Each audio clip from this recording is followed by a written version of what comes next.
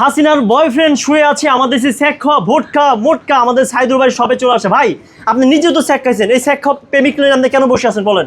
কারণ আমি ওর দুঃখ বুঝি, কারণ ওর এই দুঃখটা এখন শুধু আমিই বুঝি, আর কেউ দুঃখ বুঝে না। কই আছে ভাই, কোথায় আছে? এই বুকের সাইডে, এই সাইডে। আর যেভাবে ধরছেন এইভাবে বলতে হয় না ভাই। যাই হোক, তা আপনারও দুঃখ তারও দুঃখ। হ্যাঁ। আচ্ছা তোমার দুঃখটা কি বলো? ভাই আমার দুঃখ আমি হাসিনার পাইনি।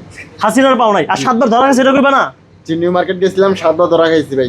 কত করে নিছে? প্রতিবার 1500 টাকা করে নিছে, কোনো কাজ হয় নাই। আচ্ছা ধরা খেয়ে ব্যাক হয়ে তুমি চলে আসছো নাকি? ভাড়া দিয়ে দিছে, সেটা বলতে কি লজ্জা লাগে? জি আমি এখানে আসছিলাম, আমাকে 300 টাকা ভাড়া দিয়ে নিউ মার্কেট পাঠাইছিল। হায় হায়, কত বড় চেষ্টা ভাই। আপনার দুঃখটা যদি বলবেন ভাই। আমার দুঃখ হলো যে আমরা যারা বিজনেস করি আমাদেরকে ব্যবসায়িক মন মানসিকতা রাখতে হবে, ব্রড মন্ডের হইতে হবে এবং আমাদের কোয়ালিটিফুল কাজ হইতে হবে।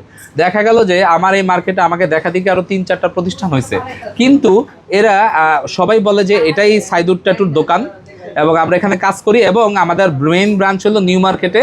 এখন ওদেরকে ভাড়া দিয়ে দিচ্ছে 300 টাকা করে। এরা মোটা বান্ডেল নিয়ে ঢুকে আমাদের সকালবেলা যত ক্লায়েন্ট আসে সবাইকে 300 করে টাকা দিয়ে দিচ্ছে, ওই টাকা নিয়ে ওরা নিউ মার্কেটে কাজ করে দিচ্ছে।